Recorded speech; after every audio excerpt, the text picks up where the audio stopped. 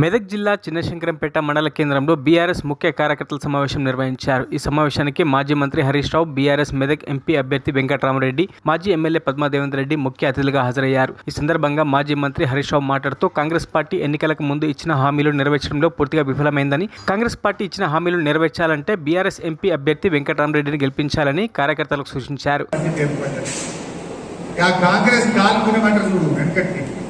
కాంగ్రెస్ వచ్చింది, కరువు వచ్చింది. కేసీఆర్ ఉండగా ఎప్పుడైనా కరువు పడ్డాలి, మంచినీళ్ళ బాధ లేదు, సాగునీళ్ళకి బాధ లేదు.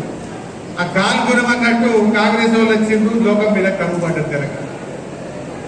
ఇది ఎలా కాంగ్రెస్ వాళ్ళు చేసుకున్నటువంటి మా అక్క చెల్లెలు బీడీలు చేస్తారు శంకరంపేట. అవ్వ తాతలు కనబడుతున్నారు. ఏమన్నారు కాంగ్రెస్ వాళ్ళు? మేము గెలిస్తే డిసెంబర్ నెలలో 4,000 రూపాయల పెన్షన్ ఇస్తామన్నారు. వచ్చిందా అక్క? అవ్వా 4,000 పడ్డాయి అవ్వా? రెండే కదా మన కేసీఆర్ ఇచ్చిన రెండే.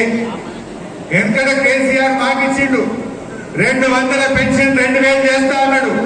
చేసిండా లేదా కేసీఆర్? కాంగ్రెస్ వాడు 4,000 ఇస్తా అన్నాడు. నమ్మబలికిండు, అవ్వదాతలను మురిపించిండు. నమ్మి ఓట్లేస్తే నట్టేట ముంచింది కాంగ్రెస్ పార్టీ. డిసెంబర్లోనే 4,000 ఇస్తాడు.